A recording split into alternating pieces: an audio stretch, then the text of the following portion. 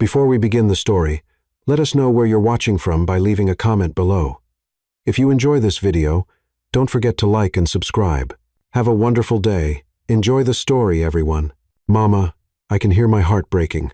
The words fell from 6-year-old Lila's lips like drops of liquid sorrow, each syllable cutting through Nora's chest, deeper than any surgeon's blade ever could. In the sterile whiteness of the pediatric intensive care unit, surrounded by machines that beeped and hummed with mechanical precision, a little girl was dying, and she understood exactly what that meant.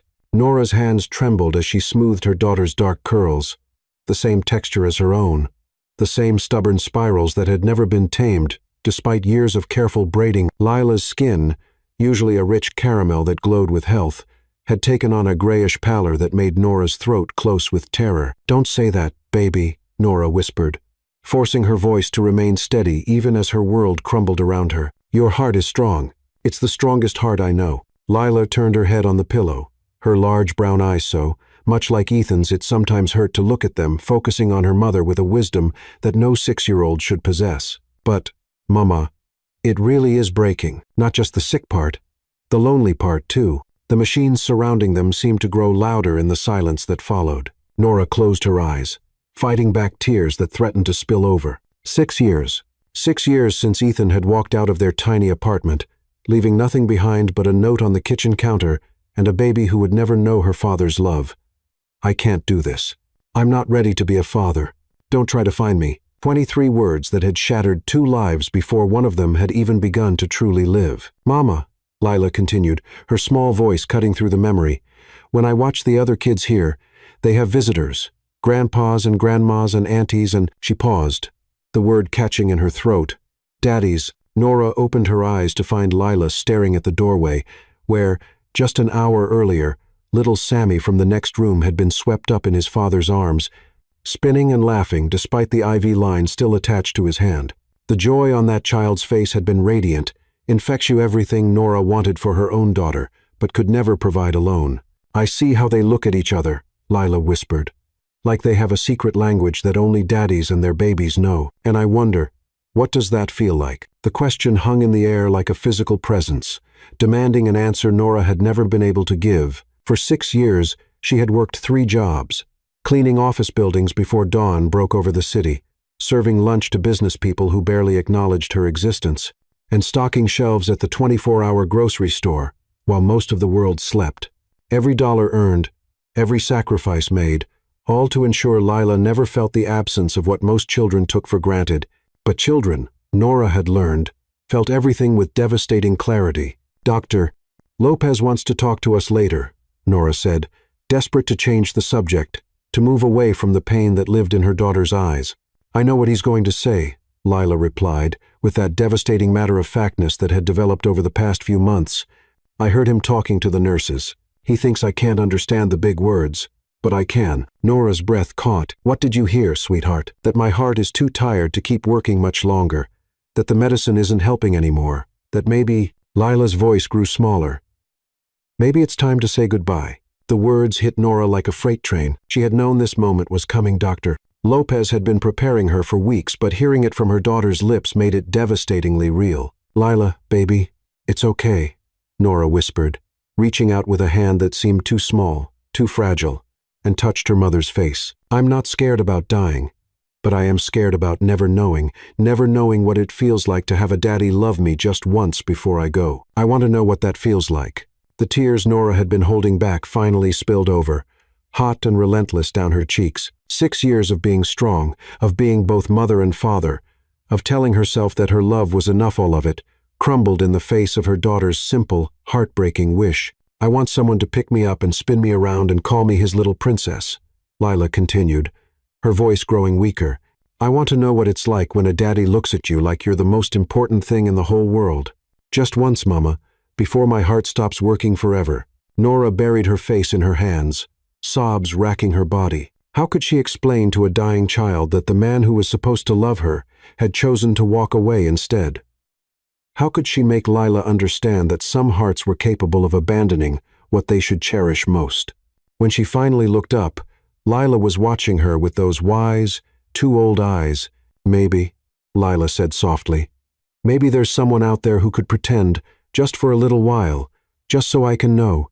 The idea was insane, impossible, desperate beyond reason. But as Nora sat there, watching her daughter fade away a little more each day, desperation began to feel like the only option left. 2 hours later, Dr. Lopez delivered the devastating news Nora had been dreading for weeks. Lila's latest cardiac tests showed critical deterioration. They were looking at days, not weeks. The experimental treatments had failed, and conventional medicine had reached its limits. "I'm sorry, Doctor," Lopez said, his kind eyes filled with genuine regret. "At this point, we're discussing comfort care rather than curative options." The words hit Nora like a physical blow. Even though she'd seen this moment approaching for weeks, hearing it spoken aloud made it devastatingly real. The early evening air was crisp, carrying the scent of approaching rain. People moved past her in all directions. Visitors leaving after their daily hospital calls, medical staff changing shifts, delivery personnel, bustling about their business, all of them living their normal lives, while hers fell apart one heartbeat at a time. That's when she saw him. Marcus Hayes stood near the valet station, checking his phone while waiting for his car. Even from a distance, everything about him spoke of success and privilege. The tailored charcoal suit that probably cost more than Nora made in 6 months, the confident way he carried himself, the expensive watch catching the light as he lifted his hand. He was perfect. Too perfect, the kind of man who looked like he could be someone's father, someone's hero, someone's whole world. Before her rational mind could stop her, Nora was walking toward him, her feet moving of their own accord. Each step brought her closer to either salvation or humiliation, but she no longer cared about the difference. "Excuse me," she called out, her voice cracking with emotion. Marcus looked up from his phone, his green eyes meeting hers with polite curiosity. Up close, he was even more striking. Strong jaw, kind eyes, the sort of face that belonged in boardrooms and magazine covers. "Yes?" he said, his voice warm and professionally courteous. Nora opened her mouth to speak, then closed it again. How did someone ask a complete stranger to pretend to be their dying child's father? How did someone explain 6 years of heartbreak in a single conversation? She began, then stopped, tears already threatening again. But then she thought of Lila lying in that hospital bed, dreaming of a love she would never know, and suddenly the words came pouring out. "Will you be the father of my daughter for just one day?" "She's close to death," Nora whispered, her voice trembling as tears streamed down her face. Her hands reached out instinctively, clutching at his coat like it was her last hope in a world that had already taken everything else. Chapter 2. The Stranger's Heart. Marcus Hayes had built his empire on reading people, understanding their motivations, predicting their moves, recognizing desperation, manipulation, and genuine need within seconds of meeting someone. But standing in the hospital's valet area, looking into the tear-stained face of this stranger who had just made the most impossible request he'd ever heard, every instinct he'd honed over 15 years in business screamed conflicting messages. "Walk away. This is insane. This is dangerous. Stay, this is real. This matters." "I'm sorry," Nora said quickly, seeing his shocked expression, her hands dropping from his coat as if she'd been burned. "I'm sorry, that was insane. I don't know what I was thinking. Please, just forget Wait," Marcus said, his voice coming out rougher than intended. "What did you say?" Nora wiped her eyes with the back of her hand, leaving streaks of mascara across her brown skin. Even disheveled and crying, she was stunning, the kind of natural beauty that didn't need enhancement, that came from strength and grace rather than artifice. "My daughter," she whispered, her voice breaking. "She's 6 years old, and she's dying, and she's never had a father. Her biological father left when she was 2 days old. 2 days. And now she's in there asking me what it feels like to be loved by a daddy, and I don't know how to answer her because I can't give her that." Marcus felt something shift in his chest, a crack in the carefully constructed walls he'd built around his heart. He'd been raised by parents who viewed children as accessories to success rather than human beings to be cherished. The idea of a father abandoning his 2-day-old daughter was so foreign, so incomprehensible, that it made him physically angry. "She doesn't have long," Nora continued, the words tumbling out now as if a dam had burst. "Days, maybe a week. And all she wants is to know what it feels like to have someone call her their little girl. To feel protected and cherished by a man who chose to love her just once before she couldn't finish the sentence, but she didn't need to." Marcus studied her face, looking for signs of deception, manipulation 1,000 small, tells that usually accompanied elaborate cons. He'd been approached by gold diggers and con artists more times than he could count, each with their own tragic story designed to separate him from his wealth. He'd learned to spot the tells, the calculated tears, the rehearsed desperation, the subtle assessments of his worth. But this woman wasn't cataloging his expensive watch or mentally calculating his net worth. She was drowning. And her desperation was so raw, so genuine, that it reached past every defense he'd built and grabbed something in his chest he thought was dead. "What's your name?" he asked quietly. "Nora." "And my daughter is Lila," she said. The name like a prayer, like it was the most precious word in any language. "Marcus Hayes," he replied automatically, then immediately regretted it. Now she would know exactly who he was, would be able to research his wealth, but Nora's expression didn't change. She wasn't connecting the name to the headlines, wasn't calculating opportunity. She was just a mother, desperate and broken, asking a stranger to give her daughter one perfect moment before the world took her away forever. "I know this is crazy," Nora said, misreading his silence as rejection. "I know you probably think I'm some kind of lunatic or criminal or—" "How long?" Marcus interrupted. "How long would you need me to pretend?" Hope flickered in her eyes like a candle flame in wind. Just a few hours, maybe one afternoon, long enough for her to experience it, to have that memory. "I'm not asking for money or anything else, I swear. Just let her feel loved. Let her call you daddy and mean it, even if it's only pretend." Marcus's phone buzzed in his hand, probably his assistant wondering where he was or his driver waiting for instructions. His carefully scheduled evening was waiting for him. Dinner at an exclusive restaurant, review of quarterly reports, preparation for tomorrow's board meeting. His life of predictable luxury and isolated successful of it seemed suddenly, overwhelmingly empty. "Which room?" he heard himself ask. Nora's eyes widened. "You'll do it? Which room is she in?" "Pediatric ICU. Room 314. But are you sure? I mean, I don't even know you, and you don't know us, and neither of us knows what we're doing," Marcus said, surprised by his own certainty. "But your daughter deserves to feel loved. And if I can give her that—" He trailed off, not sure how to finish the thought. The truth was more complex than he could easily explain. His childhood had been spent in expensive boarding schools and summer camps, cared for by a succession of nannies and tutors while his parents built their empire. He'd learned early that love was conditional, temporary, something that had to be earned through achievement, rather than simply given. But watching this woman pour out her heart for a dying child, seeing the fierce, protective love that drove her to approach a complete stranger with an impossible request, it awakened something in him that felt like recognition. This was what real love looked like. This was what he'd been missing his entire life, without even knowing it. "Thank you," Nora whispered. Fresh tears, spilling down her cheeks. "Thank you so much. I don't know how to repay." "Don't," Marcus said firmly. "This isn't about repayment. This is about a little girl who deserves better than what life has given her." They walked back into the hospital together, an unlikely pair.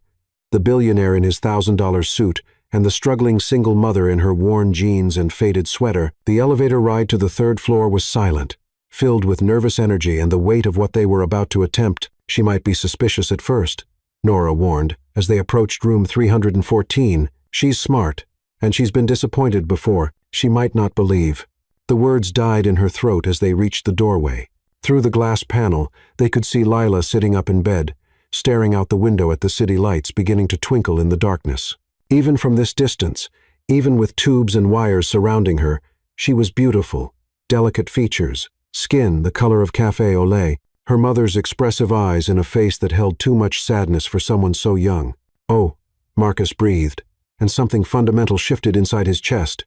He'd expected to feel sympathy, maybe some satisfaction at doing a good deed. He hadn't expected to feel like he'd been punched in the solar plexus, like every protective instinct he'd never known he possessed had suddenly roared to life. Lila turned at the sound of their footsteps, her gaze moving from her mother to the stranger beside her. For a moment, she just stared, taking in Marcus's appearance with the careful assessment children used when meeting new adults. Then Nora stepped forward, her voice gentle but clear. "Lila, sweetheart, I want you to meet someone very special. This is your daddy." The word hung in the air like a held breath. Lila's eyes widened, moving between her mother and Marcus with an expression that cycled through confusion, hope, and heartbreaking weariness. "My daddy?" she whispered, the word coming out like she wasn't sure she was allowed to say it. Marcus found himself moving forward without conscious thought, drawn by an invisible thread to this tiny person who was looking at him like he might be either salvation or another disappointment in a life that had already delivered too many. "Hello, princess," he said, the endearment coming naturally despite the fact that he'd never called anyone that before in his life. And then, as if she'd been waiting her entire 6 years for this moment, Lila's face lit up like sunrise after the longest night. She opened her thin arms and said the word that would change everything. "Daddy." When Marcus bent down and carefully gathered her into his arms, feeling her tiny heartbeat against his chest, breathing in the scent of hospital soap and strawberry shampoo, he knew with absolute certainty that this was no longer pretend. This was real. This was his daughter, and he would move heaven and earth to keep her safe. Chapter 3. Unexpected Connections. "Tell me about space, Daddy." The request came 3 hours after Marcus had first held Lila in his arms, and he was still reeling from how naturally the word daddy fell from her lips, how it sent warmth flooding through his chest every time she said it. They were settled in the uncomfortable hospital chair beside her bed, Lila curled against his side like she'd been doing it her whole life, her small hand resting trustingly on his chest. "Space," Marcus repeated, glancing over at Nora, who was watching them with an expression he couldn't quite read, wonder, mixed with something that might have been fear. "Mama says that's where the angels live," Lila explained, her voice still weak but more animated than it had been all day. "And she says when people die, they become stars, so they can watch over the people they love. I want to know about the stars I'm going to become." The casual way she discussed her own death made Marcus's throat tight. He'd known she was sick, but somehow he hadn't fully grasped that this brilliant, beautiful child was actually dying. The reality of it hit him like a physical blow. "Well," he said, his voice rougher than intended, "space is infinite. That means it goes on forever and ever with no end. And there are billions of stars, each one unique and special and absolutely irreplaceable." Lila tilted her head to look up at him. "Like people?" "Exactly like people. And some stars shine so brightly that they light up everything around them. Those are the special ones, the ones that make other stars feel less alone in all that darkness. Is that the kind of star I'll be?" Marcus felt Nora's sharp intake of breath from across the room. When he met her eyes, he saw tears threatening to spill over, saw her biting her lip to keep from crying in front of her daughter. "You already are that kind of star, princess," Marcus said, meaning every word. "You've been lighting up this whole hospital since the moment I met you." Lila actually giggled, and the sound was so pure and joyful that it made Marcus's chest ache. "Daddy, you're funny." "Am I? I usually think I'm quite serious." "That's what makes it funny," Lila said with the devastating logic that only children possessed. "Serious people saying funny things is the best kind of funny." Over the next hour, Marcus discovered that Lila possessed a rare combination of innocence and insight that both broke his heart and filled him with wonder. She asked about his work with genuine curiosity, listening as he explained that he built companies to help people, then surprised him by suggesting solutions to problems his expensive consultants had been wrestling with for months. "You know," she said thoughtfully, "if you really want to help people, maybe you should help the people who help people too. Like Mama, she works really hard helping others, but nobody takes care of her." The observation hit Marcus squarely in the chest. He glanced at Nora, who was pretending to organize Lila's belongings while obviously listening to every word of their conversation. Her clothes were clean but worn, her shoes practical but scuffed, her entire appearance speaking of someone who prioritized her child's needs over her own without question. "What kind of work does Mama do?" Marcus asked Lila, though he was really asking Nora. "She cleans big buildings when it's still dark outside," Lila explained with obvious pride. "Then she serves lunch to busy people. And at night she organizes all the things at the grocery store. She says work is how we show love. She works for me, and someday, when I'm better, I'll work to help people too." The casual mention of "when I'm better" rather than if made Marcus's chest tight with a mixture of hope and protective determination. This child's unwavering faith in her future gave him something to fight for. "Someday, when you're big," Marcus repeated, his voice firm. "That's right." For the first time since entering this room, he allowed himself to really look at the medical equipment surrounding Lila's bed, to consider what it meant and what options might exist. He'd built his fortune by identifying problems and creating solutions, by refusing to accept that anything was impossible if you had enough resources and determination. A dying 6-year-old was just another problem to solve. "Lila," he said carefully, "how would you feel about getting a second opinion on your heart?" The little girl looked confused. "What's a second opinion?" "It's when we ask another doctor to look at you, just to make sure the first doctor didn't miss anything." "But Dr. Lopez is really smart," Lila protested loyally. "He knows all about hearts." "I'm sure he does, but sometimes even really smart people benefit from working with other really smart people." From across the room, Nora spoke for the first time in an hour. "Mr. Hayes, that's very kind, but we can't afford—" "I'm not asking you to afford anything," Marcus interrupted gently. "I'm asking if you'd let me make some phone calls." Nora moved closer to the bed, her expression wary. "Why would you do that? You don't even know us." It was a fair question, and one Marcus wasn't sure he could answer honestly. The truth was, he'd known this woman and her daughter for less than 4 hours, but something about them had awakened every protective instinct he'd never known he possessed. Lila's courage in the face of death, Nora's fierce devotion despite overwhelming odds, they represented something pure and real in a world where he'd grown accustomed to artifice and manipulation. "Because," he said simply, "that's what fathers do. We protect our daughters."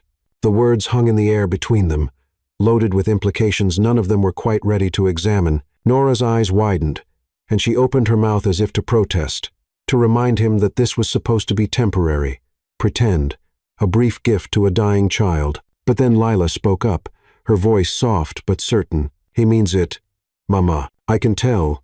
"How can you tell, sweetheart?" Nora asked, though her question was directed more at Marcus than at her daughter. Lila shifted in Marcus's arms, looking up at him with those two wise eyes. "Because when he looks at me, his eyes get the same way yours do, like I'm the most important thing in the whole world." The observation was so accurate, so perceptive, that it took Marcus's breath away. She was right. Somewhere, in the space of a few hours, this child had become the most important thing in his world. The realization should have terrified him, should have sent him running back to his safe, controlled life of boardrooms and profit margins. Instead, it felt like coming home. "Nora," he said quietly, using her name for the first time, "let me help, please." She studied his face for a long moment, searching for something he hoped she would find. Whatever she saw there must have satisfied her because she nodded slowly. "Okay," she whispered, "but I need you to understand, we can't pay you back, ever. We don't have anything to offer except—" "You're offering me the chance to be someone's father," Marcus said, the words coming from somewhere deep in his chest. "That's worth more than money." An hour later, as visiting hours came to an end, and Lila finally drifted off to sleep, Marcus found himself reluctant to leave.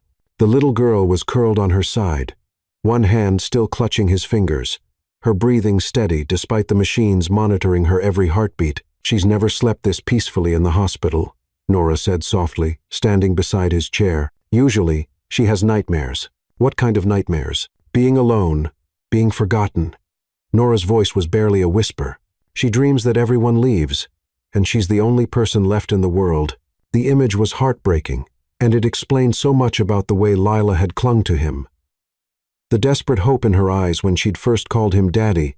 "I should go," Marcus said reluctantly, gently extricating his fingers from Lila's grip. "But I'll be back tomorrow. You don't have to." "Yes," he said firmly, standing to face her.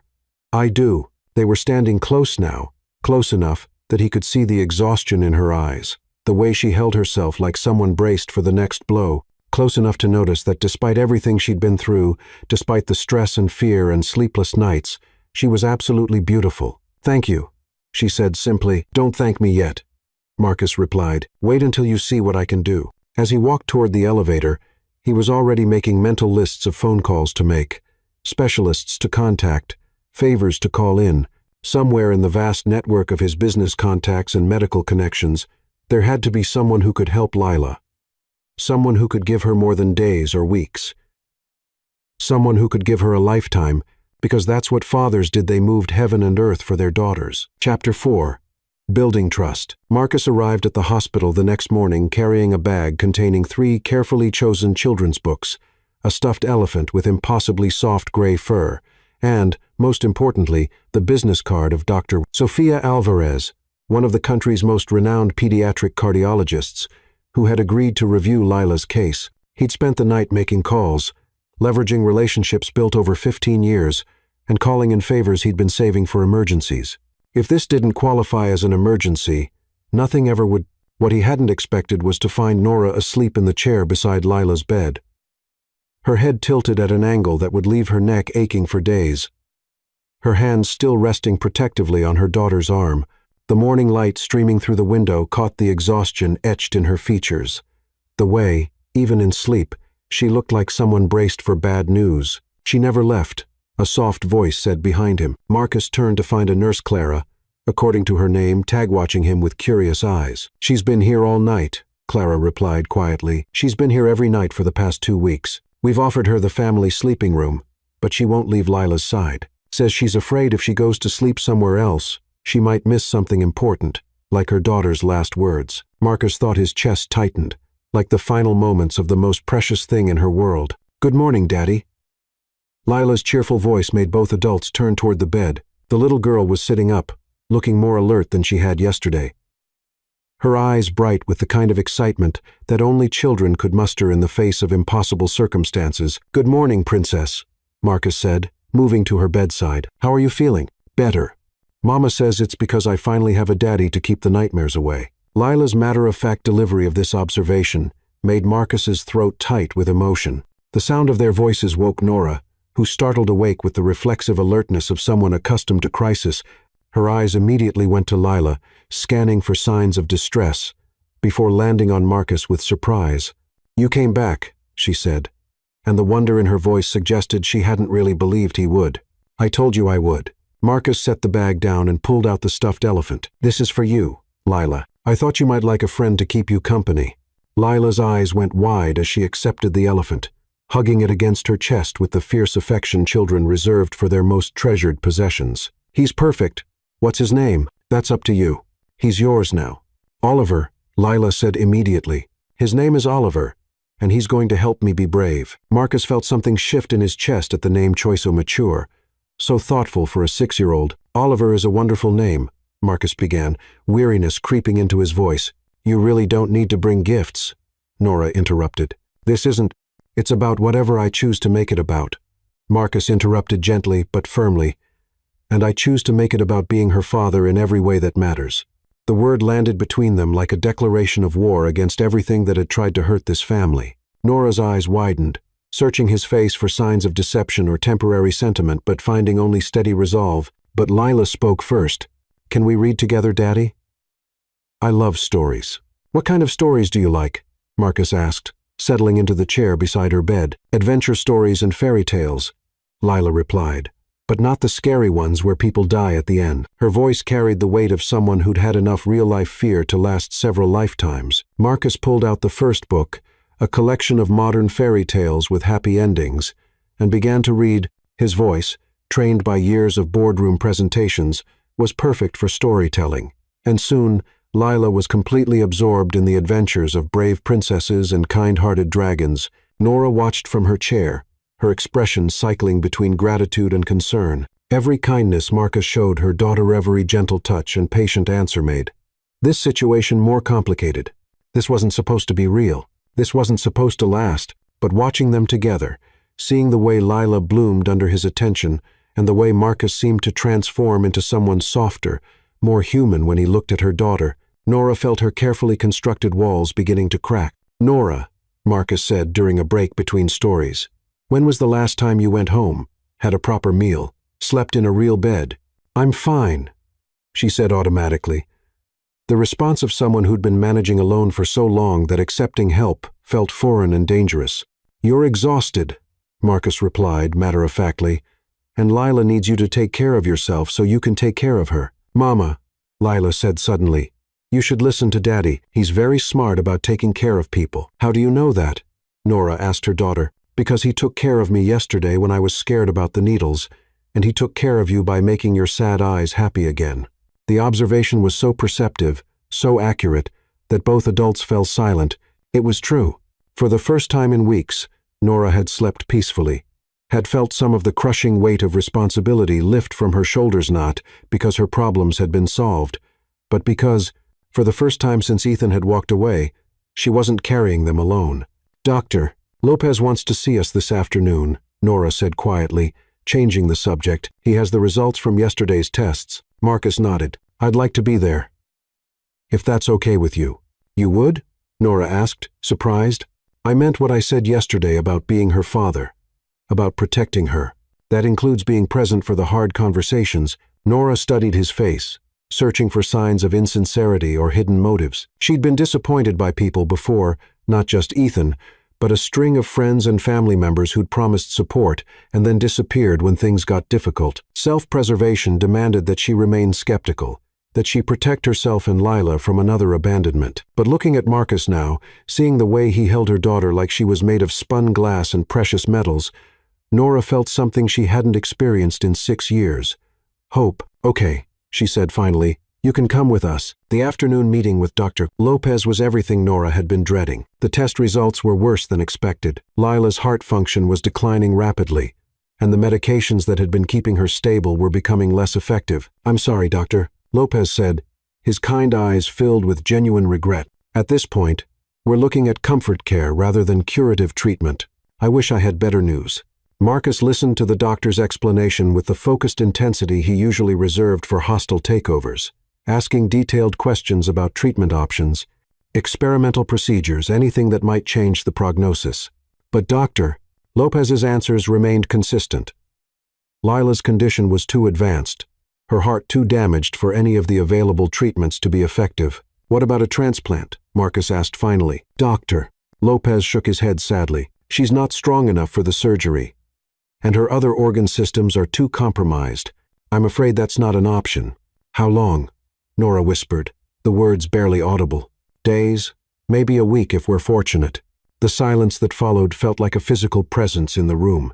Nora closed her eyes, fighting back tears, while Marcus felt a rage so pure and fierce that it threatened to consume him. This brilliant, beautiful child who'd brought light into his life was being taken away, and all the money and power and connections in the world couldn't stop it.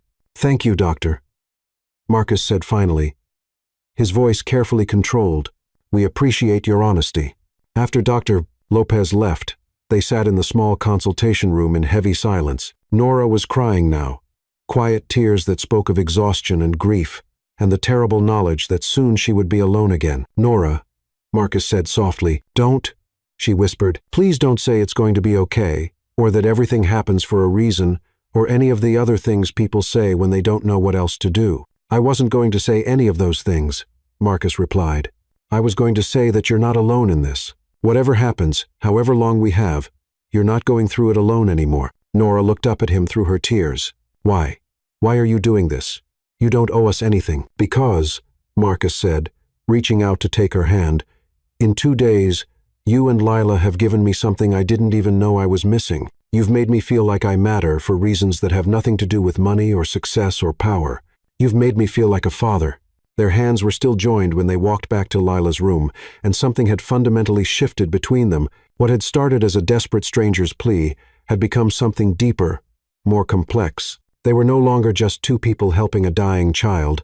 They were becoming a family fragile and new, and built on the foundation of shared love for a little girl who deserved so much more time than the world was willing to give her.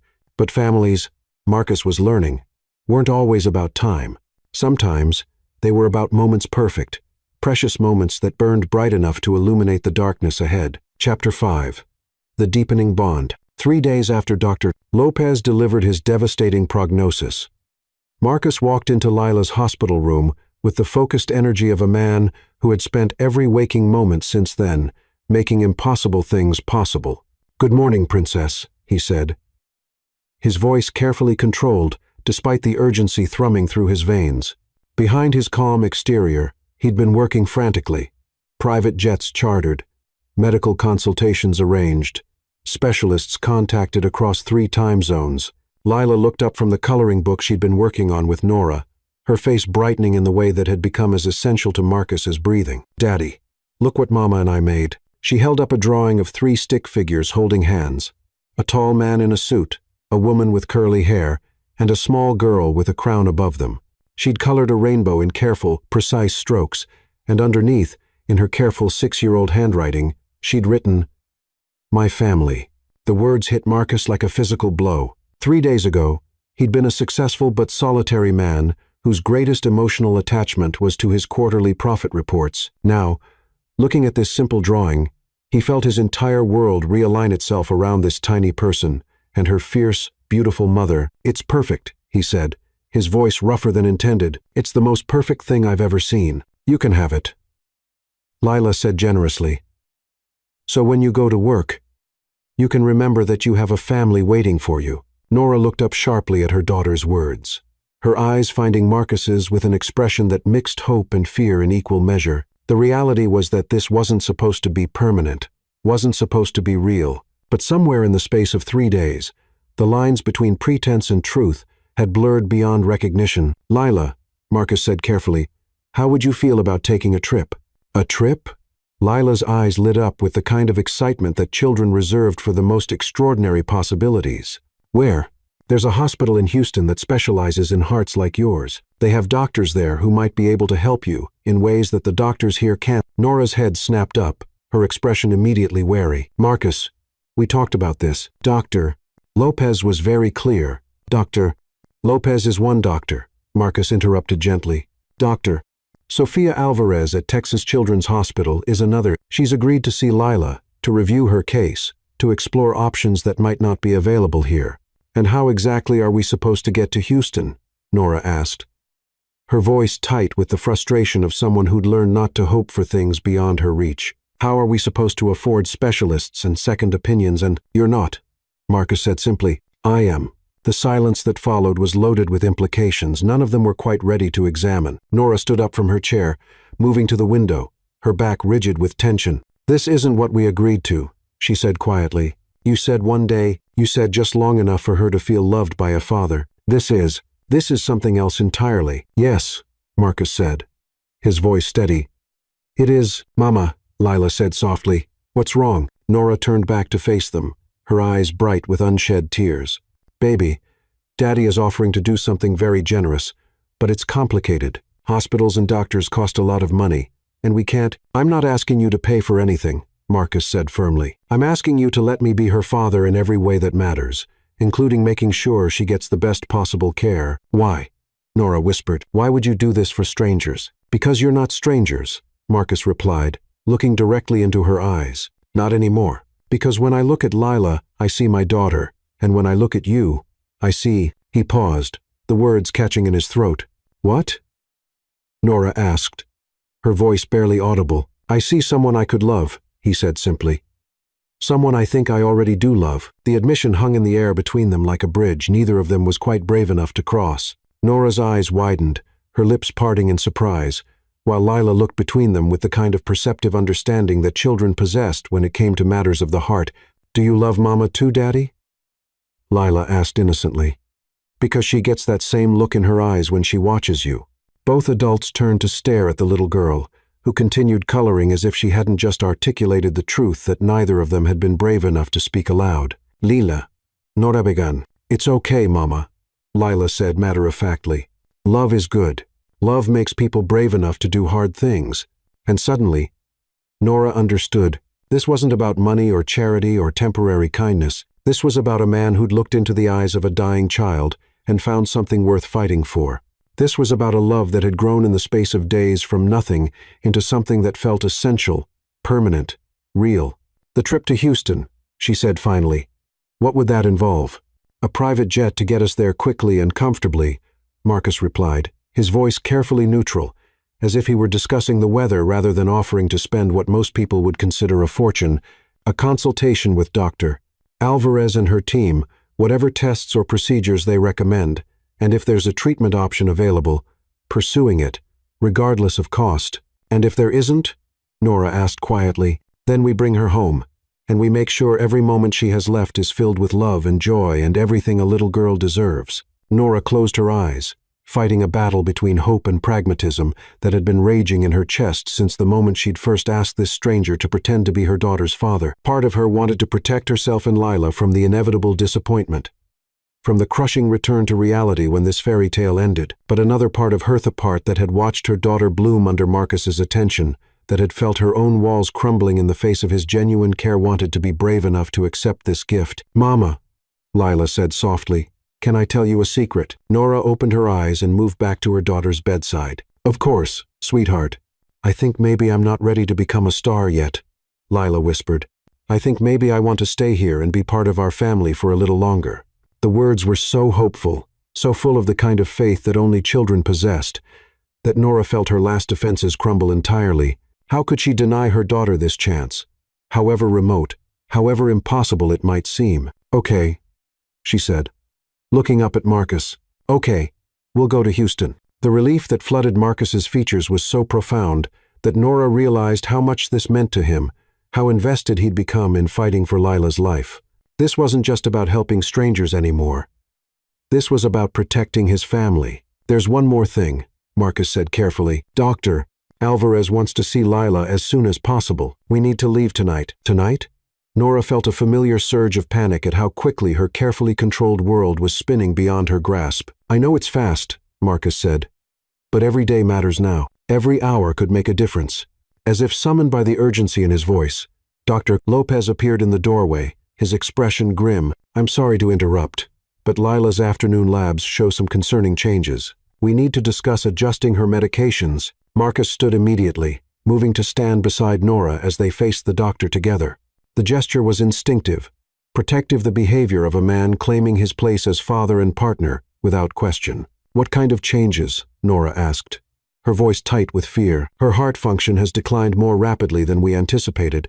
Dr. Lopez replied gently. I'm afraid we may be looking at hours rather than days. The words hit the room like a bomb blast, leaving destruction and silence in their wake. Nora felt her knees buckle, felt the world tilt dangerously on its axis.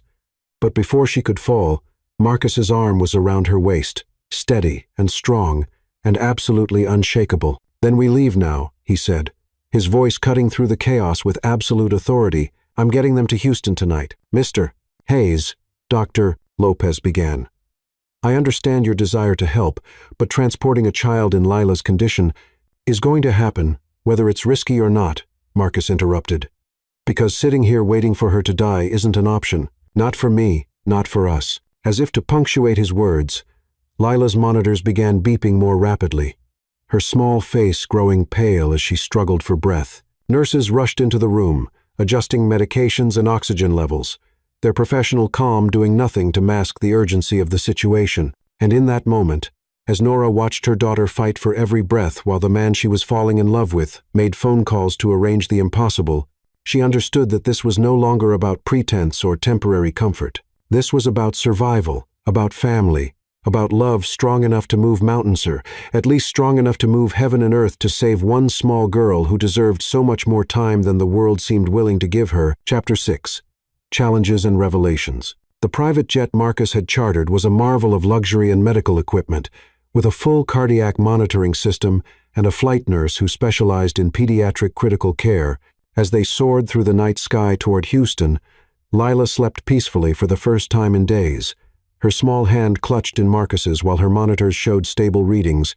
Nora sat across from them, torn between wonder and growing unease. Every kindness Marcus showed Lila, every gentle gesture and patient answer made their situation more complicated. What had begun as a desperate plea for one day of pretend, fatherhood had evolved into something that felt permanent, real, essential. But with that reality came vulnerability she wasn't sure she was brave enough to embrace. You need to sleep, Marcus said softly, noticing the exhaustion etched in every line of her face. I can't, Nora replied automatically. What if something changes? What if she needs me and I'm not here? The response revealed everything. Her bone-deep terror of failing her daughter. The hypervigilance that had kept them both alive through 6 years of struggle. The inability to trust that someone else might share the weight of responsibility. Then I'll wake you immediately, Marcus promised. But Nora, you haven't really slept in weeks. You're running on pure adrenaline and willpower, and that's not sustainable. She wanted to argue, to maintain the hypervigilance that had become second nature since Lila's diagnosis. But the combination of exhaustion and the first real hope she'd felt in months was overwhelming her defenses. I don't understand why you're doing this, she said suddenly, the words coming out more sharply than she'd intended. People don't just adopt strangers' problems, especially not problems this big, this expensive, this hopeless. Marcus was quiet for a long moment, his thumb tracing gentle patterns on Lila's small hand. "When I was Lila's age," he said finally, "I spent 6 weeks in the hospital with pneumonia. My parents visited exactly twice. Once when I was admitted, once when I was discharged. They sent their assistant to handle everything in between." Nora felt her chest tighten at the pain hidden beneath his matter-of-fact delivery. "I used to watch the other kids with their families," Marcus continued.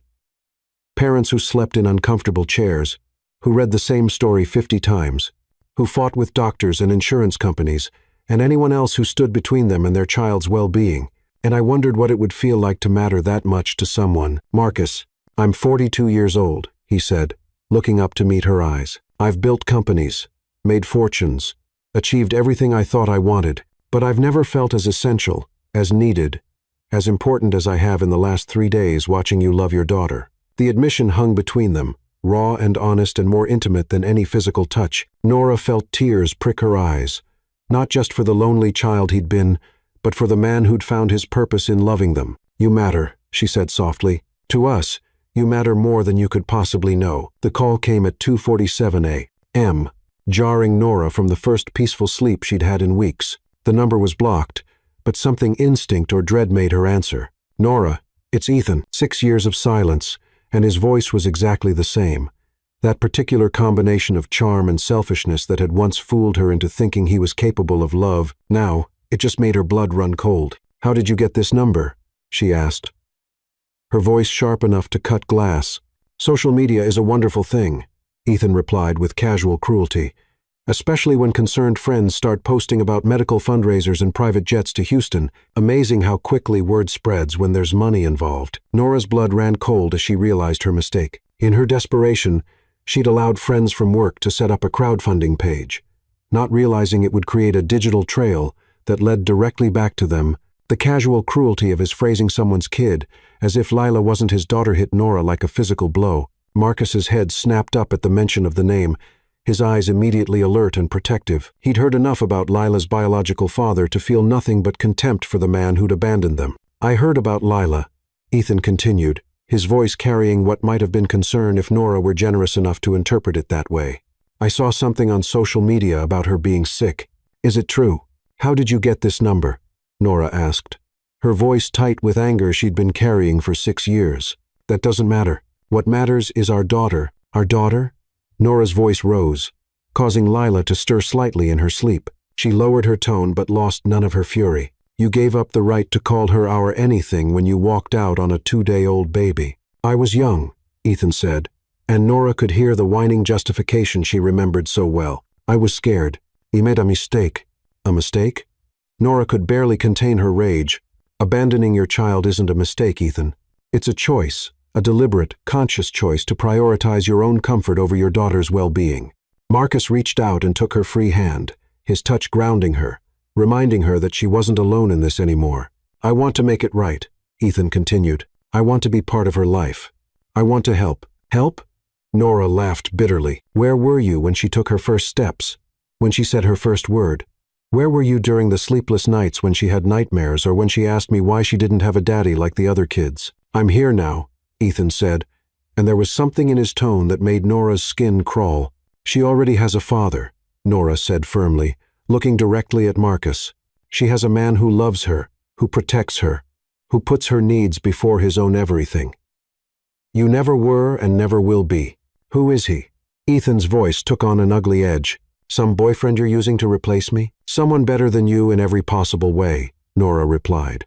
"Someone who chose to love her, who didn't need biology to make him step up and be a man. Look, Nora, I know you're angry, but I have rights. I'm her biological father, and if she's really as sick as people are saying, then maybe it's time for me to—" Nora hung up the phone, her hands shaking with fury, and something that might have been fear. After 6 years of silence, Ethan's sudden interest in Lila felt calculated, opportunistic, and the mention of his rights made her stomach churn with dread. "That was him," she said unnecessarily. "I gathered," Marcus replied, his voice carefully controlled. "What did he want?" "To suddenly be a father, apparently, after 6 years of pretending we don't exist." Nora closed her eyes, fighting back the panic that threatened to overwhelm her. "He mentioned his rights, Marcus, his legal rights." "He has no rights," Marcus said firmly. "He abandoned you.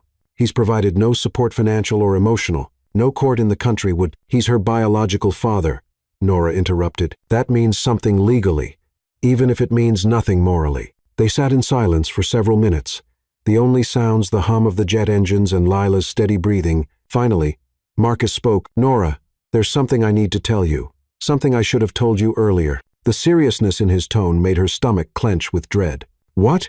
The medical expenses, the private jet, the consultation with Dr. Alvarez. It's not just charity. It's not just me trying to help strangers. He paused, choosing his words carefully. I want to adopt Lila legally. I want to marry you and become her father in every way that matters. The words hit Nora like a physical blow. What? I love her, Marcus said simply. I love both of you. What started as pretense has become the most real thing in my life. I want to build a family with you, to give Lila everything she deserves, to protect both of you from people like Ethan, who only show up when it's convenient for them.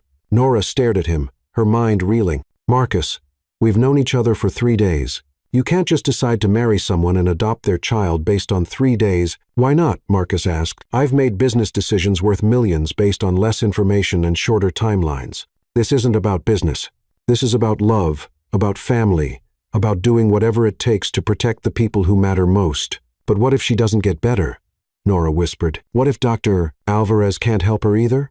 Would you still want to marry a woman whose daughter you'd only have for days or weeks? Marcus leaned forward, his eyes intense and absolutely certain. Nora, I fell in love with Lila knowing she was dying. If all we get is days or weeks, then I want every moment of that time to be filled with love and security and the knowledge that she's cherished. I want her last memories to be of having a father who would move heaven and earth for her. And if she lives, if Dr. Alvarez finds a way to save her, then I want to spend the rest of my life being her father and your husband. The simple certainty in his voice took Nora's breath away. After 6 years of doing everything alone, of being both mother and father, of carrying the weight of the world on her shoulders, the idea of sharing that burden, of having a true partner, was almost too wonderful to believe. I'm scared, she admitted. Of what? Of believing this is real, of trusting that you won't disappear when things get difficult, of letting Lila get even more attached to you if... She couldn't finish the sentence. I'm not going anywhere, Marcus said firmly. Not ever. Whether Lila lives or dies, whether you marry me or not, I'm not walking away from this family. You're stuck with me. As if summoned by their conversation, Lila stirred awake, her eyes opening to find both adults watching her with expressions of fierce love and protection. Are we almost there, Daddy? She asked sleepily. Almost, Princess, Marcus replied, smoothing her hair back from her forehead. Just a little while longer. Good, Lila said, snuggling closer to him. I had the best dream. I dreamed that we were a real family forever and ever, and nobody could take us apart. Looking at her daughter's peaceful expression, at the man who'd become essential to both their lives in the space of days, Nora felt something she'd thought was lost forever, the belief that dreams could come true, even if nightmares sometimes came calling first. Chapter 7. The past confronts the present. Texas Children's Hospital in Houston was a gleaming testament to hope and cutting-edge medicine. Its walls lined with artwork created by young patients and photographs of children who'd beaten the odds. Dr. Sofia Alvarez met them in the pediatric cardiac wing, her reputation preceding her like a beacon of possibility in the darkness that had surrounded Lila's diagnosis. She's beautiful, Dr. Alvarez said after her initial examination, her kind eyes studying Lila with the intensity of someone who saw miracles as daily possibilities rather than distant dreams, and stronger than her test results suggest. They were gathered in her office, Nora clutching Marcus's hand like a lifeline, Lila curled in Marcus's lap wearing a hospital gown decorated with cartoon hearts, and Dr. Alvarez reviewing the comprehensive tests her team had conducted over the past 18 hours. The damage to her heart is significant, Dr. Alvarez continued. But there's an experimental procedure we've been developing. It's risky, requiring multiple surgeries over several months, and the success rate is, she paused, choosing her words carefully. Limited. How limited? Marcus asked, his voice steady despite the way his arms tightened protectively around Lila. 10% survival rate, Dr. Alvarez replied with the honesty that made her one of the most respected physicians in her field. But for children in Lila's condition, it represents the only real hope available. The number settled over them like a weight, but Lila surprised them all by nodding thoughtfully. 10% is better than 0%, she said with startling pragmatism, and I'm pretty good at doing impossible things. Her matter-of-fact assessment of her own chances would have been heartbreaking, if not for the quiet confidence in her voice. This was a child who had spent her entire life beating odds, and she had no intention of stopping now. 3 separate surgeries, each one complex and dangerous. Months of recovery between procedures. The possibility of complications that could... Dr. Alvarez glanced at Lila, who was listening with the attention of someone far older than her 6 years, the possibility of making things worse rather than better, but also the possibility of making me all better. Lila asked with the straightforward logic that only children possessed. Yes, sweetheart, Dr. Alvarez replied gently. Also that possibility. Lila considered this information with the seriousness of a board member reviewing a critical decision. Daddy, what do you think? The question stopped Marcus's breath. 3 days ago, he'd been a stranger. Now, a dying child was asking him to help make the most important decision of her short life. I think, he said carefully, that 10% is 10% more than we had yesterday, and I think you're the bravest person I know, which means if anyone can beat those odds, it's you. And if I don't beat them? Lila asked with devastating matter-of-factness. Then we'll have tried everything possible, and you'll know that everyone who loves you fought as hard as they could to keep you here. Lila nodded solemnly, then turned to her mother. Mama, are you brave enough to let me try? The question shattered Nora's heart into a million pieces. How could she say yes to subjecting her daughter to months of agony for a 10% chance?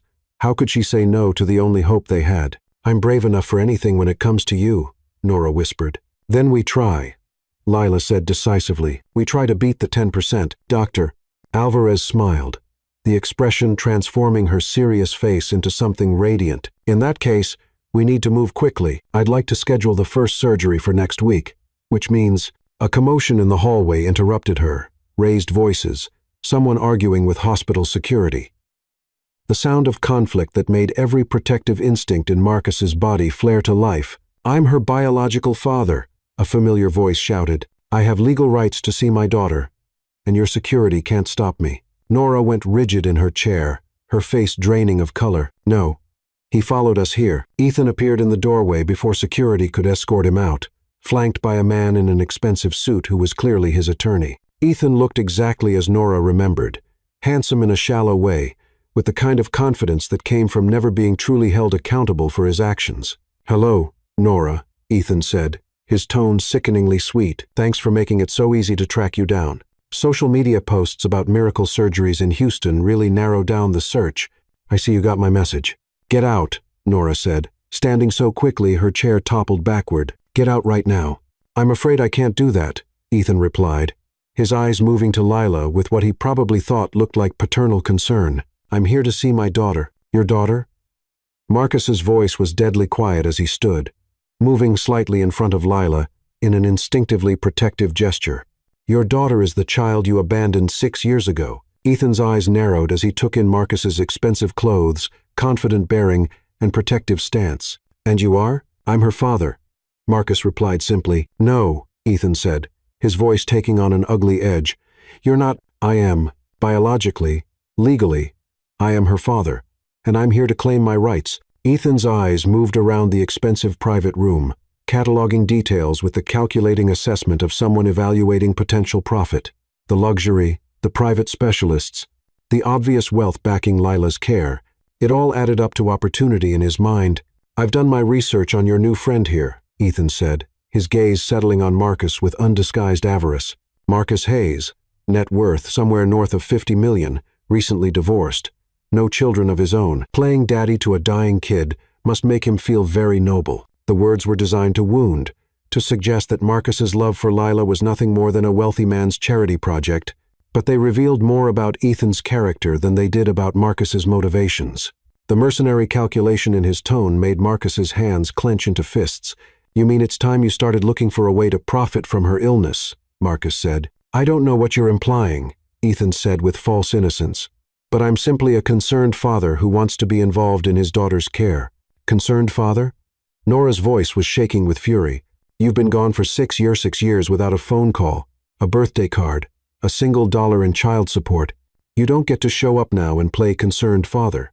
People change, Ethan said sanctimoniously. I've grown up, taken responsibility for my mistakes. I want to be part of Lila's life. No. The small voice from the hospital bed cut through all the adult posturing like a knife. Everyone turned to look at Lila, who was sitting up straight, her young face set with determination. No, you can't be my father. Ethan's expression faltered slightly. Sweetheart, I know this is confusing, but I'm your real daddy. This man is just, he's my real daddy. Lila interrupted, pointing at Marcus. You're just the man who made me but didn't want me. The words hit Ethan like a slap, his face flushing with anger and embarrassment. You don't understand the situation, Lila. You're too young to make these kinds of decisions. I'm old enough to know who loves me. Lila replied with devastating simplicity. And I'm old enough to know who left me. Dr. Alvarez, who had been watching this confrontation with growing alarm, stepped forward. I'm going to have to ask everyone to lower their voices. This is a hospital, and Lila needs to remain calm before her surgery. Surgery? Ethan's lawyer immediately perked up. What surgery? We weren't informed of any planned procedures. Because you have no right to be informed, Nora snapped. You abandoned your parental rights when you walked away. That's not how the law works, the lawyer replied smoothly. Mr. Turner's parental rights were never legally terminated. He has every right to be consulted on medical decisions for his biological daughter. Then we'll terminate them now, Marcus said, his voice cutting through the chaos with absolute authority. I'm adopting Lila, and I'll fight anyone who tries to stop that. Ethan laughed, the sound cold and calculating. You can't adopt a child without both biological parents' consent, and I'm not consenting to anything until I understand exactly what kind of financial arrangements are being made for my daughter's care. The truth was finally out in the open. Ethan wasn't here out of love or concern for Lila. He was here because he'd somehow learned about Marcus's wealth and saw an opportunity to profit from the daughter he'd abandoned. You want money?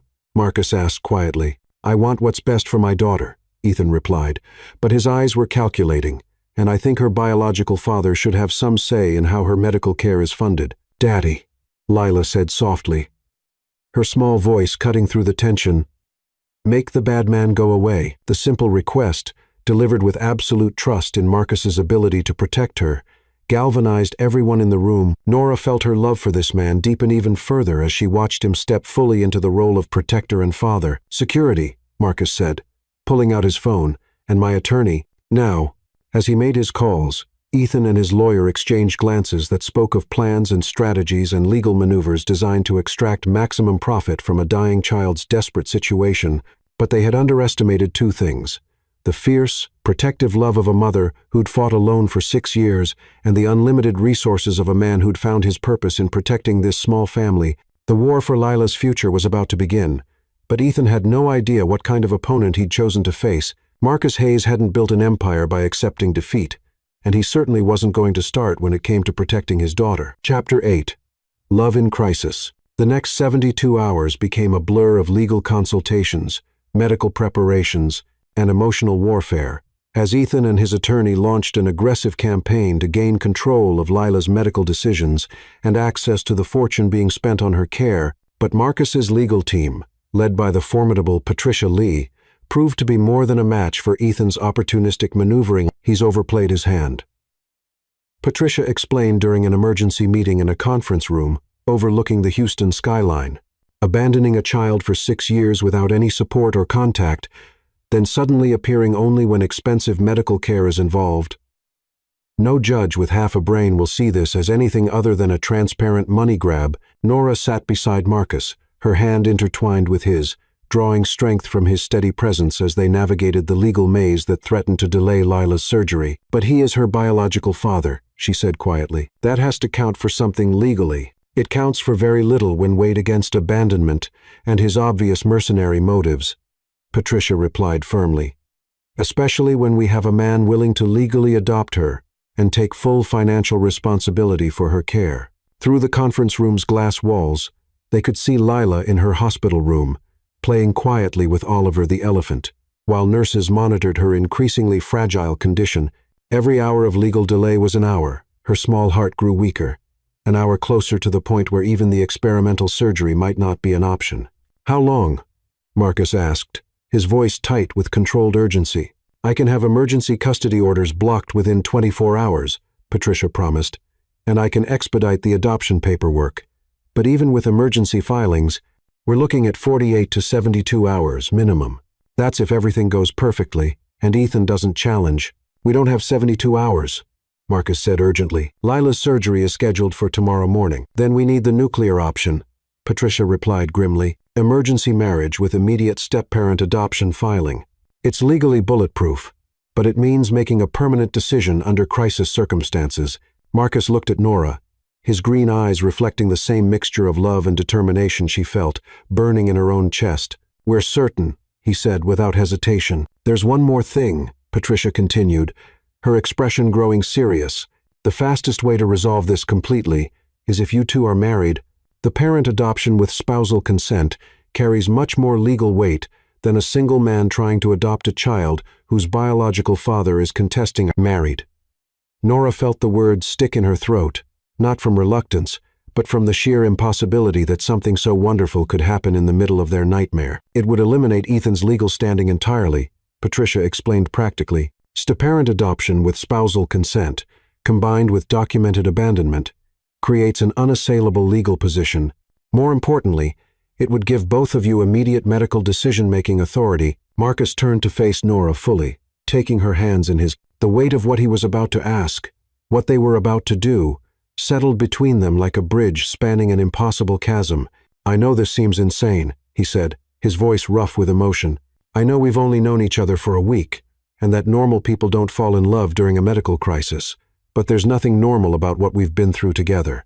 When you watch someone fight for their child's life, when you see them make impossible sacrifices with absolute grace, you see who they really are. Nora felt tears streaming down her face as his words washed over her. Let me finish, Marcus said gently, his thumbs brushing away her tears. I've seen your strength, your courage, your heart. I've seen how you love completely, fiercely, without reservation. I've watched you carry the weight of the world on your shoulders and still find ways to make your daughter smile. I've seen you choose hope when despair would have been easier. Choose trust when betrayal was all you'd ever known. You don't know everything about me, Nora whispered, her voice breaking. You don't know how scared I am, how many times I've failed her, how many nights I've lain awake wondering if I'm enough. I know enough, Marcus replied firmly. I know that you've been enough for 6 years, all by yourself. I know that you're the strongest person I've ever met, and the most beautiful, and the most deserving of love. And I know that I want to spend the rest of my life being worthy of that kind of love, worthy of being Lila's father, worthy of being your husband. The word hung between them, husband loaded with promises and possibilities, and the terrifying beauty of choosing love in the face of loss. What if she doesn't make it? Nora asked, voicing the fear that lived in both their hearts. What if we do this? We make this commitment, and then we lose her. What if you wake up married to a woman whose daughter you'd only have for days or weeks? Marcus's eyes never left hers as he answered. Then I'll wake up married to the woman who showed me what love really means, the woman who taught me that some things are worth fighting for, no matter how impossible they seem, the woman who made me a father, even if only for a week. And if she lives, Nora whispered, then we get to spend the rest of our lives watching her grow up, celebrating every milestone, arguing about curfews and college choices and wedding plans. We get to be her parents together, for as long as we're blessed to have her. Nora closed her eyes, feeling the last of her defenses crumble. After 6 years of protecting herself and Lila from disappointment, from abandonment, from the kind of hope that could destroy them if it proved false, she was choosing to be brave enough to believe in this impossible love. Yes, she whispered. Yes, I'll marry you. Nora felt her chest tighten with a mixture of fear and hope that threatened to overwhelm her. She looked at Marcus, this man who'd appeared in their lives like a miracle and somehow become essential to their survival, and saw her own emotions reflected in his eyes. Nora, he said softly, turning to face her fully, this isn't how I imagined proposing to you. You were planning to propose? The question came out breathless, amazed. I've been planning to propose since the moment I realized I loved you, Marcus replied simply. I just thought we'd have more time, more normal circumstances. But if Lila has taught me anything, it's that love doesn't wait for perfect timing. Tears spilled down Nora's cheeks as she looked at this man who'd fought for her daughter, who'd become the father Lila had always deserved, who'd somehow made her believe in fairy tales again, despite the nightmare they were living through. Yes, she whispered. Yes, I'll marry you. Patricia smiled, the expression transforming her serious face. In that case, I know a judge who can perform the ceremony today. We can have it done right here in the hospital, with Lila as your witness. 2 hours later, in the small chapel attached to Texas Children's Hospital, Nora became Nora Hayes in a ceremony that was simultaneously the most unconventional and most perfect wedding imaginable. The chapel itself was simple but beautiful, with stained glass windows that cast rainbow patterns across polished wooden pews.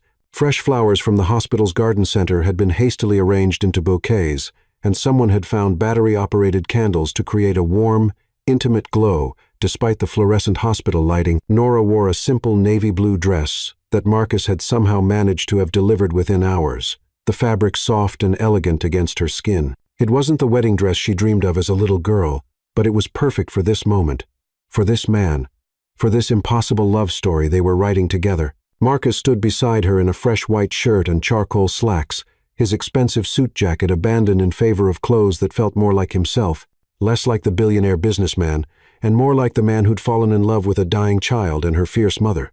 Lila sat in her wheelchair between them, wearing a flower crown made from white daisies and baby's breath that a kind nurse had woven together. She held 2 simple gold bands in her small hands wedding rings from the hospital gift shop that cost $30, but felt more precious than any diamond. Do you, Marcus James Hayes, take Nora Marie Tate to be your wife, to love and cherish, in sickness and in health, for richer or poorer, for as long as you both shall live? I do, Marcus said, his voice steady and sure as he looked into Nora's eyes. I do. And I promise to love not just you, but the beautiful daughter you're trusting me to protect. I promise to be the father she deserves and the husband you've always been worth waiting for. Do you, Nora Marie Tate, take Marcus James Hayes to be your husband, to love and cherish, in sickness and in health, for richer or poorer, for as long as you both shall live? I do, Nora whispered, her voice breaking with emotion. I do. And I promise to love you for seeing us when we were invisible, for choosing us when we had nothing to offer but hope, for making us believe in happy endings again. As Marcus slipped the simple gold band onto her finger, Nora felt something shift inside her chest, not just the joy of marrying the man she loved, but the profound relief of no longer carrying the weight of the world alone. For the first time in 6 years, she had a true partner, someone who would share both the burdens and the blessings of loving Lila. By the power vested in me by the state of Texas, I now pronounce you husband and wife. The kiss that sealed their marriage was gentle, tender, and full of promises for a future they were both determined to fight for. When they broke apart, Lila was clapping her hands with pure joy, her laughter filling the small chapel with music more beautiful than any wedding march. Now I really have a daddy forever, she said with satisfaction. Even if the bad man tries to take me away, I have a real family now. Later that evening, after the legal papers had been signed and Lila had fallen asleep clutching both their hands, Nora and Marcus found themselves alone in the small family room adjacent to the pediatric ward. The reality of what they'd done was beginning to sink in. They were married, legally bound together in the midst of the greatest crisis of their lives. Mrs. Hayes, Marcus said softly, testing how the name sounded. Mr. Hayes, Nora replied, a small smile playing at her lips despite the exhaustion that seemed to seep into her bones. That's going to take some getting used to. They sat together on the uncomfortable hospital couch, hands intertwined, wedding rings catching the fluorescent light. The silence between them wasn't awkward. It was the quiet of 2 people processing a monumental shift in their lives. Are you scared? Nora asked finally. Terrified, Marcus admitted, but not of marrying you. I'm scared of not being the father she needs, the husband you deserve. I'm scared of failing the 2 most important people in my world. Nora turned to study his profile, this man who'd appeared in their lives like a guardian angel and somehow become their anchor in the storm. You've already proven yourself, Marcus. Every day since we met, you've shown up. You fought for her, for us. That's what family does. I've never been anyone's family before, he said quietly. Not really. My parents loved me in their way, but it was conditional, measured. This, what I feel for you and Lilate's completely different. It's consuming and terrifying and absolutely essential all at once. Good, Nora said firmly, because that's exactly how love is supposed to feel. Tomorrow would bring the surgery, the 10% chance, the possibility that their new family might be shattered before it had a chance to truly begin. But tonight, in this quiet moment between wedding and crisis, they were just a husband and wife holding each other and holding hope.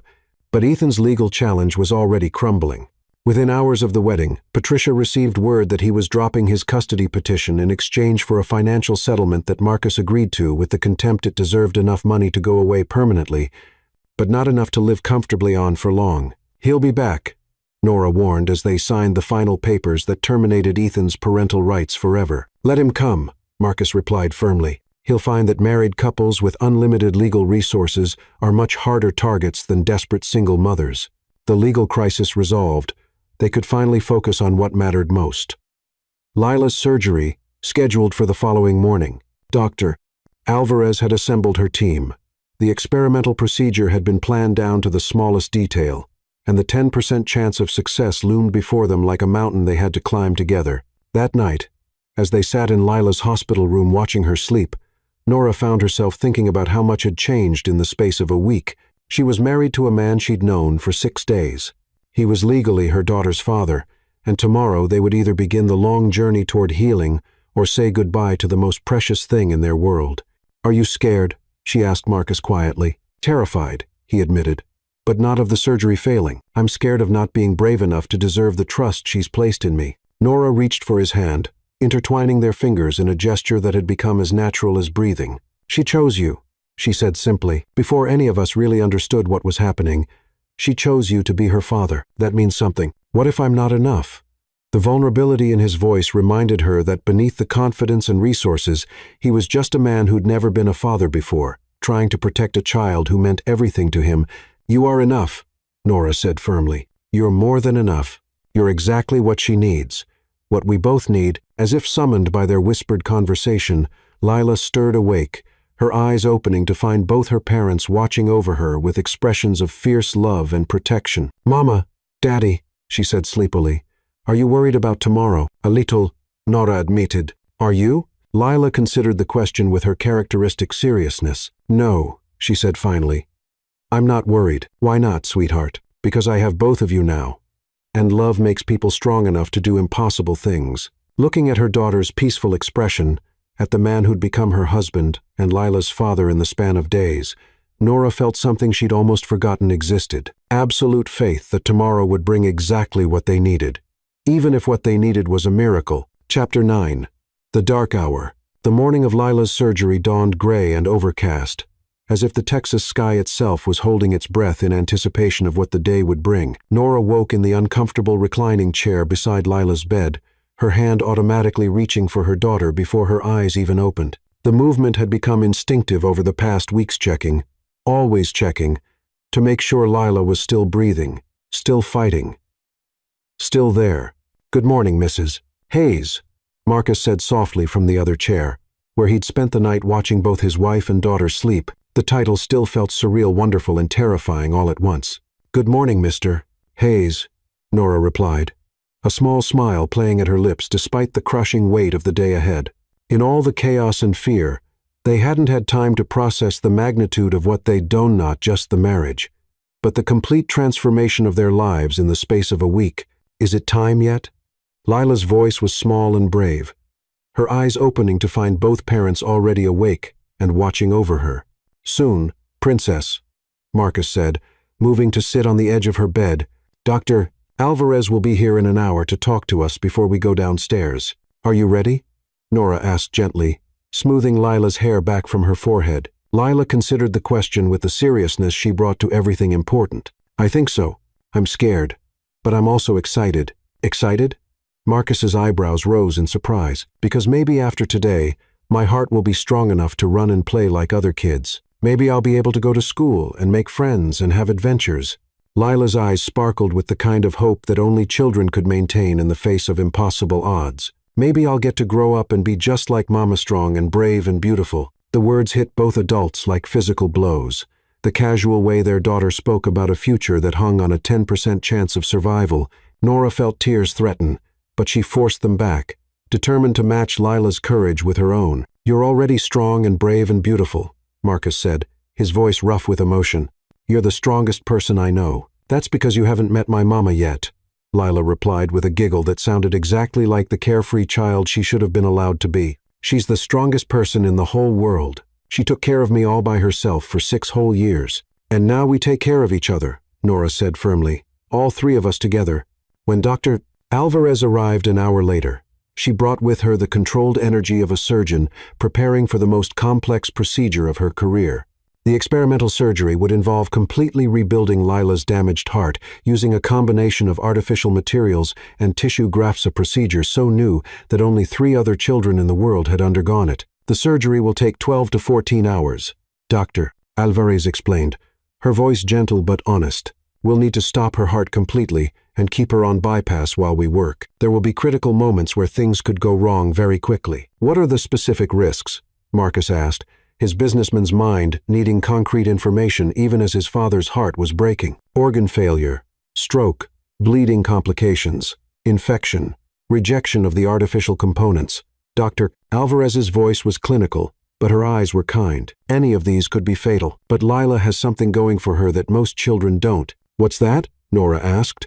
She has parents who love her unconditionally, who fought for her, who've given her the emotional strength to endure what most adults couldn't handle. That matters more than you might think.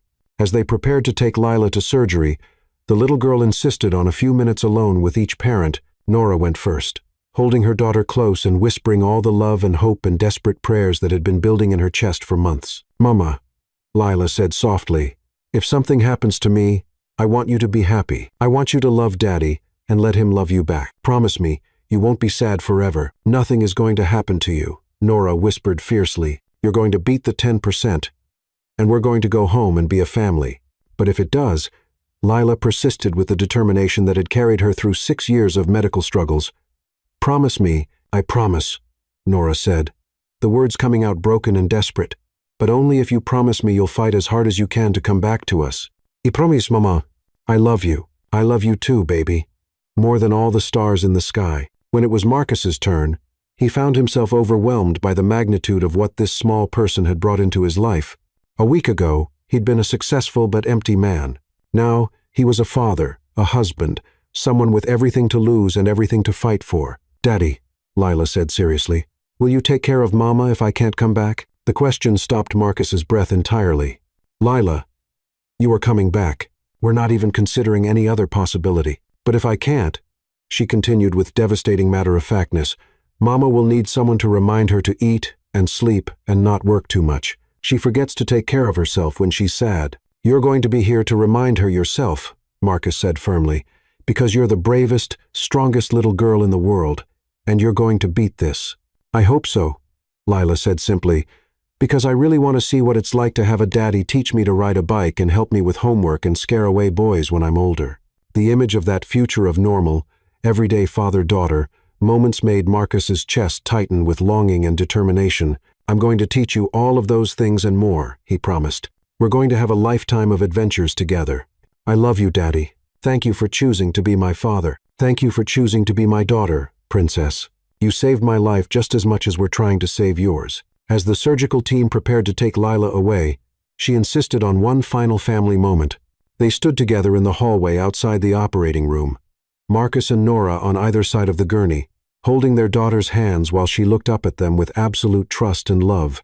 "Remember," Lila said solemnly, "no matter what happens, we're a family now, forever and always. Nothing can change that." The words followed them into the surgical waiting room, where they settled in for the longest day of their lives. 12 to 14 hours of not knowing, of hoping, of praying to every deity either of them had ever believed in. For the first 6 hours, everything proceeded according to plan. Dr. Alvarez sent regular updates through the surgical coordinator. They'd successfully stopped Lila's heart and put her on bypass. They'd begun the delicate work of removing damaged tissue. They were making good progress, but at hour 7, everything changed. At hour 8, the surgical coordinator appeared with an expression that made Nora's stomach drop to her feet. "Dr. Alvarez needs to speak with you," she said, her professional composure barely masking obvious concern. "There have been developments." They found the surgeon in a small consultation room, still in her surgical gown, exhaustion and worry etched in every line of her face. She didn't waste time with gentle preambles. "We've encountered severe complications with the valve integration," she said bluntly. "Lila's immune system is attacking the titanium components more aggressively than our suppressants can control. We're seeing inflammatory responses that are causing dangerous arrhythmias, and her blood pressure has become critically unstable." "What are her chances now?" Nora asked, though she wasn't sure she wanted to hear the answer. "If we can't control the immune response in the next 2 hours, we'll have to remove the new components At that point, Dr.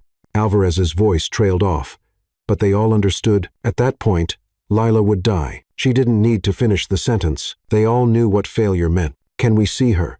Marcus asked, his voice strangely calm despite the chaos raging in his chest. "Not yet. We need every available moment to try to save her.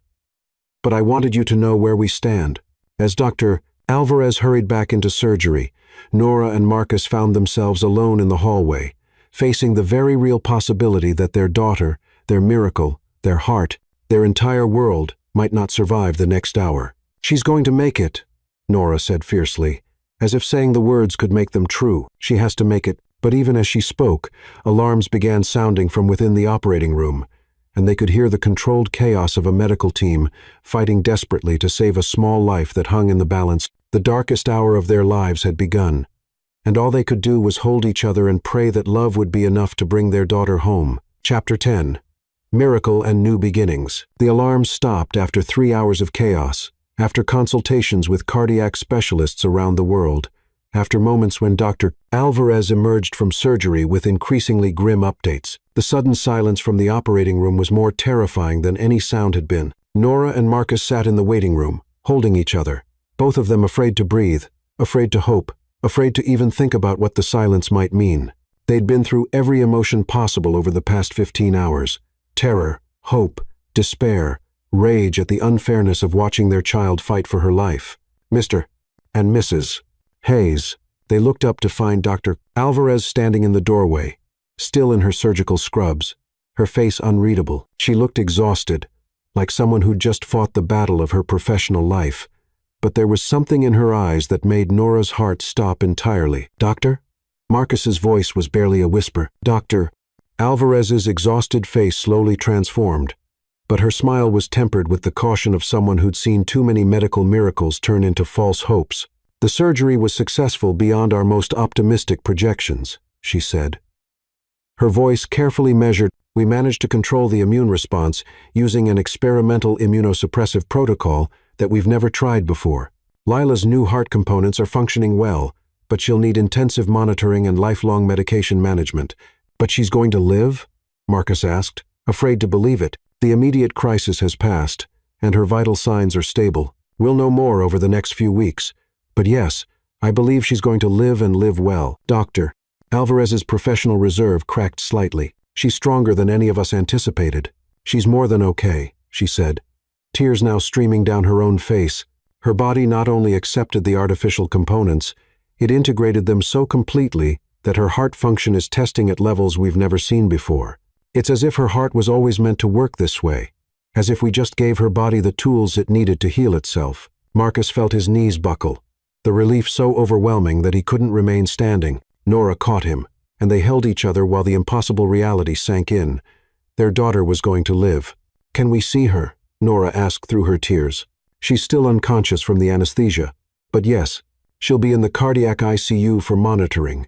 But her vital signs are so strong that we expect her to wake up within the hour." The walk to the cardiac ICU felt like floating through a dream. After so many weeks of hospital corridors filled with dread and desperation, walking toward their daughter's room with hope and joy felt surreal, magical, like stepping into a fairy tale they'd never dared to believe could be real. Lila looked so small in the ICU bed, surrounded by monitors and machines. But the numbers on every screen told the story of a healthy, strong heart beating steadily in her chest. Her color was better than it had been in months, her breathing easy and natural. "Hello, Princess," Marcus whispered, taking her small hand in his. "We're here, we're right here, and we're never leaving." As if summoned by his voice, Lila's eyes fluttered open, focusing slowly on her parents' faces hovering above her. "Mama, Daddy." Her voice was hoarse from the breathing tube, but it was the most beautiful sound either of them had ever heard. "We're here, baby," Nora said, pressing a gentle kiss to her forehead. "We're right here." "Did it work?" Lila asked, her hand moving instinctively to her chest. "Is my heart fixed?" "Your heart is perfect, Doctor," Alvarez said, appearing beside them with a smile that seemed to light up the entire room. "Better than perfect. Actually, you, young lady, just made medical history. Does that mean I can go home soon?" Lila asked hopefully. "It means you can go home and have the normal childhood you deserve," Dr. Forsays. Alvarez replied. "School," friends, sports, everything other kids your age get to do. The wonder in Lila's eyes as the reality of her future sank in was breathtaking. I can really run and play? You can do anything you want to do, Marcus said firmly. Anything at all. I want to learn to ride a bike, Lila said immediately. And I want to go to school and make friends, and maybe learn to swim. Can I learn to swim, Daddy? We'll start with swimming lessons as soon as the doctors say it's okay, Marcus promised, his heart swelling with joy at the simple normalcy of planning everyday activities for his daughter. And I want to go to school like other kids, Lila continued, her excitement growing as the possibilities of her new life became real, and maybe someday help other sick kids too.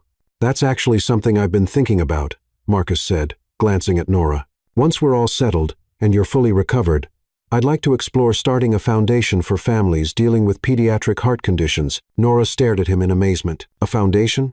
The Lila Hayes Foundation for Pediatric Cardiac Care, Marcus explained, fully funded, focused on providing comprehensive support for families dealing with complex heart conditions, and I can't think of anyone better qualified to run it than someone who's lived through every challenge we want to help other families overcome. You named it after me? Lila asked, her eyes wide with wonder. You inspired it, Marcus replied simply. You and your mama showed me what real courage looks like, what love can accomplish when it refuses to give up. If this foundation can help even one other family avoid some of the struggles you've faced, then your fight will have saved more lives than just your own. 8 months after her surgery, following a careful recovery process monitored by specialists in both Houston and their home city, Lila was finally cleared for all normal childhood activities. The experimental immunosuppressive protocol had worked better than anyone dared hope, and her artificial heart components showed no signs of rejection. 1 year later, Nora stood in the backyard of their new home, watching her husband teach their daughter to ride the bright pink bicycle he'd bought for her 8th birthday. Lila was laughing as she pedaled across the grass, Marcus jogging alongside with one protective hand near her shoulder, ready to steady her if needed. Look, Mama, Lila called out as she found her balance and began riding confidently on her own. I'm really doing it. Nora pulled out her phone and captured the moment, this ordinary, extraordinary scene of a healthy child learning to ride a bike while her father cheered her on. After so many months of hospital rooms and medical procedures, the simple normalcy of it took her breath away. That evening, after Lila had fallen asleep in her own bed in her own room, exhausted from a day of bike riding and playing with the neighborhood children who'd quickly become her devoted friends, Nora and Marcus sat on their porch swing, watching the stars appear in the darkening sky. I got the call from the lawyers today, Marcus said quietly. The Lila Hayes Foundation has been approved for nonprofit status. We can start helping other families next month. Are you sure you want to name it after her? Nora asked. Though she knew the answer, she inspired it, Marcus replied simply, and she insisted on being involved in the planning. Have you seen her presentation about making hearts happy? She's going to make an excellent board member someday. Do you ever think about how we got here? Nora asked, nestled against Marcus's side. Every day, Marcus replied, pressing a kiss to the top of her head. A desperate mother's plea outside a hospital. A dying child's wish to know a father's love. 10% odds that somehow became 100% certainty. It still feels like a miracle.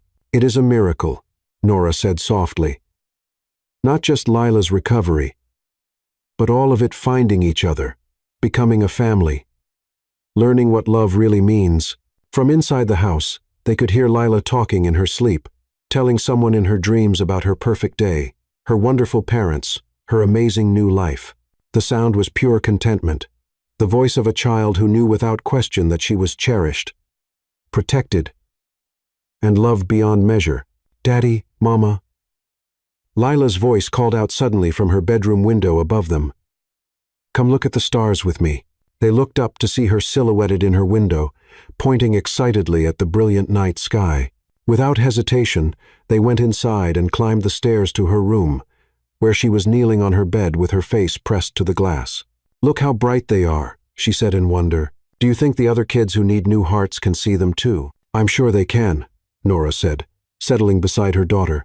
Good, Lila said with satisfaction, because I want them to know that miracles are real, that sometimes when things seem impossible, love finds a way to make them possible anyway.